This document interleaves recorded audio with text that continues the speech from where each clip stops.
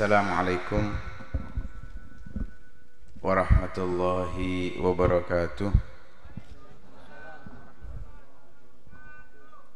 Bismillah walhamdulillah wassalatu wassalamu ala rasulillah Sayyidina maulana Muhammad ibn Abdullah wa ala alihi wa sahbihi wa man wala wa la hawla wa la quwata illa billah. Rabbi syrah li sadri wa yassir li amri wahlul 'uqdatam min lisani yafqahu qawli. Amin amin ya rabbal alamin. Sudah diumumkan beberapa hari yang lalu bahwa pembukaan ini sekaligus juga ada kajian kitab Risalatul Jami'ah.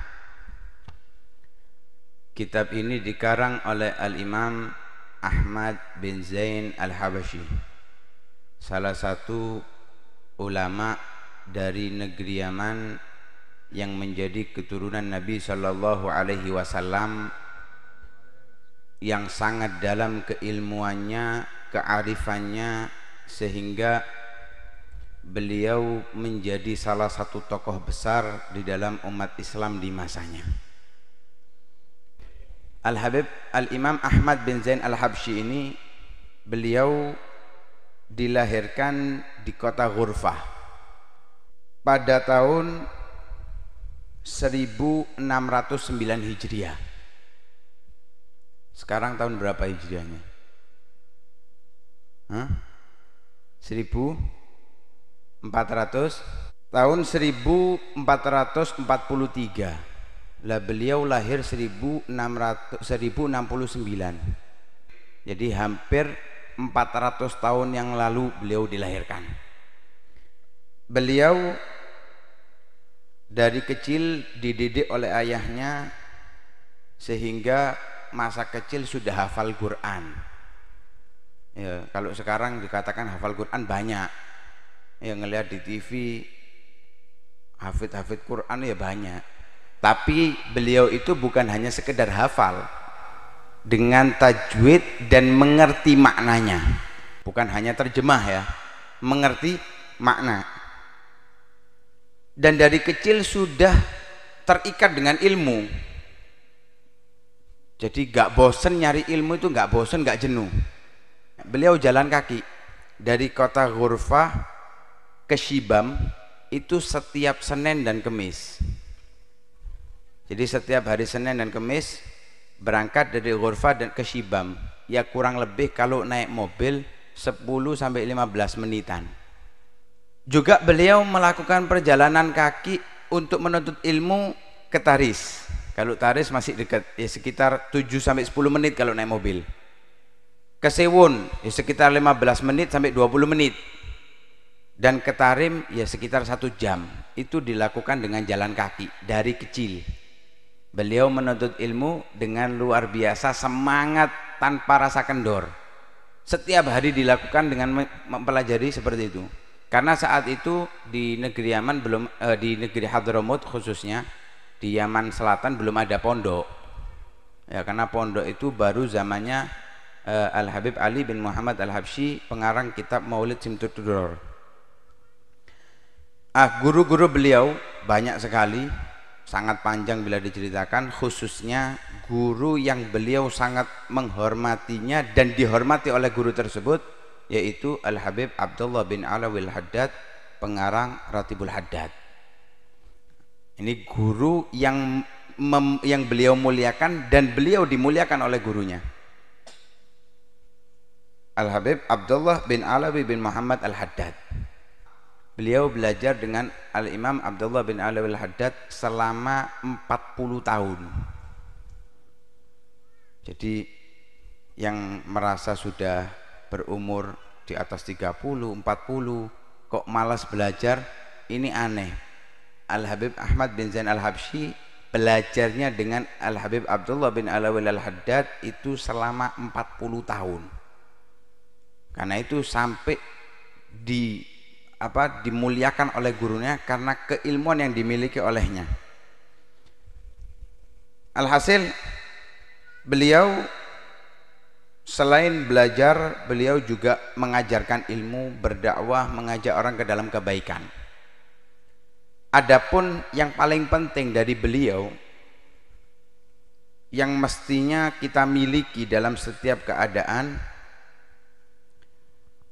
Beliau itu ketika bertutur kata menasihati orang secara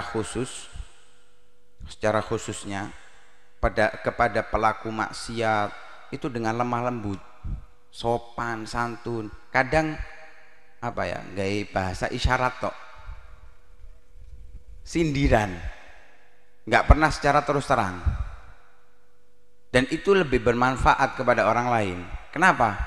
Karena kadang kalau orang itu merasa dirinya mulia, diperlakukan demikian dengan kasar, kan marah. Tapi kalau dengan lembut, sekarang nggak nerima, besok di rumah, iya bener omongannya. Kadang kan kita seperti itu ya, dinasihati secara sindiran di omah baru sadar. Kadang ya ono 3 tahun dikandani gak sadar-sadar ya ono, model memang wong-wong. Ya tapi alhamdulillah masih ada orang yang mau mengingatkan kita. Masih ada orang yang mau mengingatkan kita. Lah beliau itu orangnya gak seneng dipuji. Jadi beliau itu menganggap pujian itu lemparan kotoran kepada dirinya. Jadi kalau ada orang muji dimarahi orangnya. Kenapa? Beliau nggak layak untuk dipuji, merasa rendah di hadapan Allah Subhanahu wa taala, tidak merasa memiliki kebaikan apapun. Beda dengan kita. Kalau kita berbuat baik dipuji orang, langsung mumbul. Sehingga kopiah gak cukup. Ya kegeden. Kena pujian berubah. Padahal kalau kita perhatikan makna daripada alhamdulillah, segala puji itu milik Allah. Kalau kita berbuat baik kepada orang, kita dipuji, hakikatnya bukan muji kita itu muji Allah. Mengapa? Loh, yang ngasih kita sesuatu itu siapa? Yang memberikan sesuatu itu siapa? Contoh Ustadz ngajarkan ilmu, dipuji, Ustadz ini pinter, dipuji, kepintarannya dipuji, Ustadz ini pinter, Masya Allah jenengan ini pinter. Kalau dia senang dengan pujian itu, dia adalah orang yang tertipu. Kenapa? Yang ngasih kecerdasan dia sehingga dia dipuji oleh orang pintar itu adalah Allah. Yang layak dipuji adalah Allah, sehingga beliau nggak mau dipuji, nggak senang dipuji atas apa yang beliau lakukan. Makanya jangan gampang-gampang muji orang. Kadang dengan pujian orang itu akhirnya tertipu, terjerumus dalam kemaksiatan, merasa sombong, merasa bangga diri dan seterusnya. Gara-gara apa? Pujian. Itu daripada di antara sifat-sifat yang beliau miliki. Juga satu yang penting sebagai penutup, beliau itu senang dengan kebaikan. Ya seperti kalau ada majelis seperti ini, senangnya diungkapkan. Kalau punya uang dengan uangnya, kalau punya tenaga dengan tenaganya. Beliau itu sangat senang memakmurkan masjid. Juga beliau banyak membangun masjid, bahkan ada riwayat sampai 17 masjid. Beliau memiliki karya yang sangat banyak. Kebanyakan daripada karya beliau adalah menjelaskan daripada syair gurunya Al-Habib Abdullah bin Alawi Al-Haddad. Kebanyakan daripada itu. Beliau meninggal pada tahun 1144 dalam usia 75 tahun pada hari Jumat tanggal 19 Sya'ban. Karena itu kita akan mempelajari di pertemuan akan datang kitab Ar-Risalatul Jami'ah. Mudah-mudahan ilmu yang akan kita bahas memberi manfaat untuk kita semua dalam kehidupan kita dunia maupun akhirat. Amin amin ya rabbal alamin. Adzamini wal afu minkum. Assalamualaikum warahmatullahi wabarakatuh.